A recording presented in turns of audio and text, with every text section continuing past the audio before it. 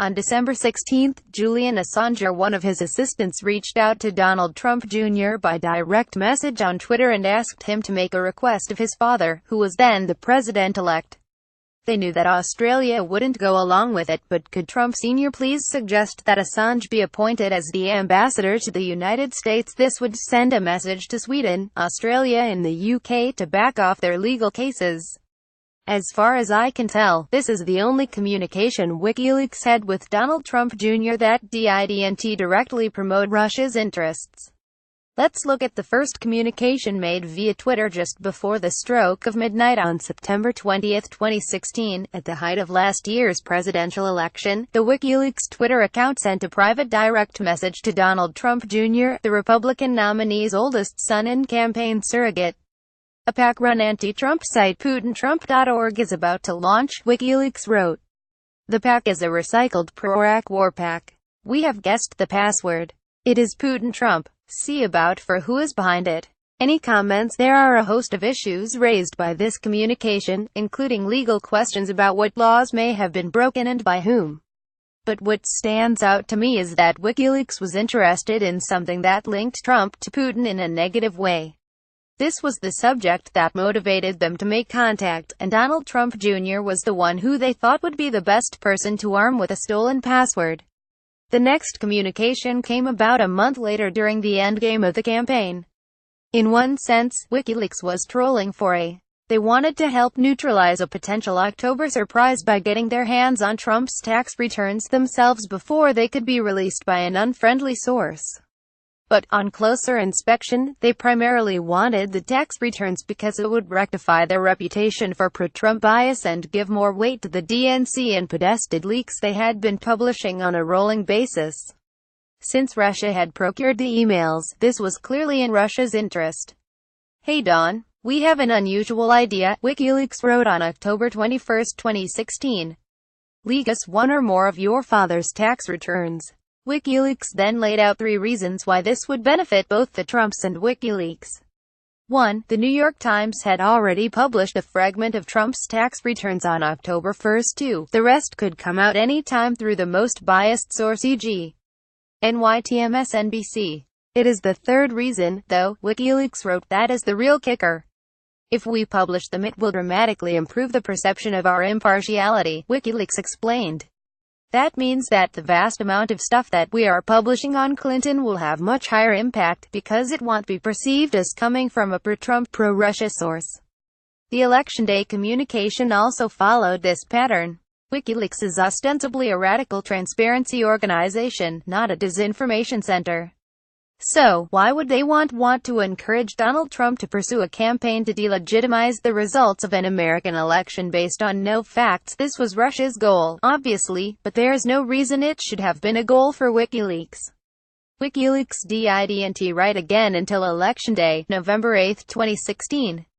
Hi Don, if your father loses, we think it is much more interesting if he does not sick and spends time challenging the media and other types of rigging that occurred, as he has implied that he might do, Wikileaks wrote at 6:35 p.m., when the idea that Clinton would win was still the prevailing conventional wisdom. As late as 7:00 p.m. that night, 5:38, a trusted prognosticator of the election, gave Clinton a 71% chance of winning the presidency. Wikileaks insisted that contesting the election results would be good for Trump, said plans to start a media network should he lose the presidency. The discussion can be transformative as it exposes media corruption, primary corruption, PAC corruption, etc., Wikileaks wrote. The next major communication Wikileaks had with Donald Trump Jr. came when news broke that had a secret, undisclosed meeting in Trump Tower with a Russian agent who was peddling dirt on Hillary Clinton. Wikileaks reached out with a plan to help him clean up the mess. In the winter and spring, Wikileaks went largely silent, only occasionally sending Trump Jr. links. But on July 11, 2017, 3 days after the New York Times broke the story about Trump Jr.'s June 2016 meeting with Natalia Veselnitskaya, a Russian lawyer with connections to Russia's powerful prosecutor general, Wikileaks got in touch again.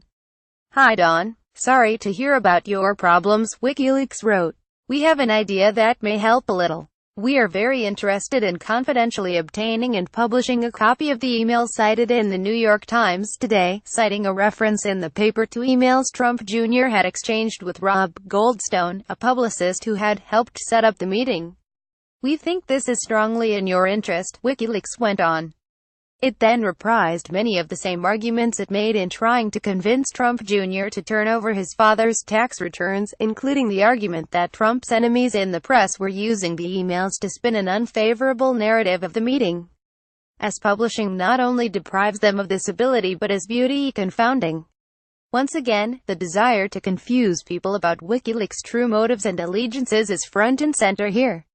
They know it will beauty confound people if it looks like WikiLeaks is doing something to hurt Trump. In the end, Donald Jr. published the emails himself. The very existence of this correspondence contradicts more than a year of denials from the Trump camp that they were in any kind of direct communication with WikiLeaks, or that they coordinated the release and distribution of the emails. A lot of people are focused on those lies, and understandably so. But it's the naked way that WikiLeaks was acting as a Kremlin front that I think is the most important news here. There's an implied understanding in these messages between the two parties. There's no sense of caution on the WikiLeaks end that they might be presumptuous about Donald Jr.'s willingness to push the Kremlin line, or that Donald Sr. might be offended by the suggestion that he delegitimized the election for Russia's benefit even though it would clearly hurt his own country. There's a conspiracist's bond between them as they discuss the desirability of throwing people off their scent by working together to leak damaging information in a preemptive way, the classic limited hangout. A limited hangout or partial hangout is, according to former special assistant to the deputy director of the Central Intelligence Agency Victor Marchetti, spy jargon for a favorite and frequently used gimmick of the clandestine professionals. When their veil of secrecy is shredded and they can no longer rely on a phony cover story to misinform the public, they resort to admitting, sometimes even volunteering, some of the truth while still managing to withhold the key and damaging facts in the case. The public, however, is usually so intrigued by the new information that it never thinks to pursue the matter further. Admittedly, there is no direct admission in these communications that the leaked emails were obtained by Russianers, nor do they come right out and say that they're discussing a Russian agenda. But, collectively, these messages are incredibly strong evidence of WikiLeaks being a Russian front organization, or at least that they have been so strongly co-opted that they might as well be run from Moscow. The evidence of Russianing has been coming in from other sources, including George Papadopoulos, who was informed that Russia had obtained material long before any of it was actually released. What remained a question was whether WikiLeaks was a witting or unwitting participant in Russia's game. In my opinion, these Twitter messages remove any doubt about that. WikiLeaks was acting in a way that was completely indistinguishable from how a Russian intelligence agency would act. And they weren't making any effort to disguise this from the Trump campaign. This completes the case, in a sense, because it not only connects the dots between Russia and WikiLeaks, but it makes clear that the Trump campaign knew how closely the two were working together. The only remaining defense relies on the stupidity and naivety of the Trump team, but they've been caught in so many lies now that it will be hard for them to be believed if they try to argue that they just didn't know who they were dealing with.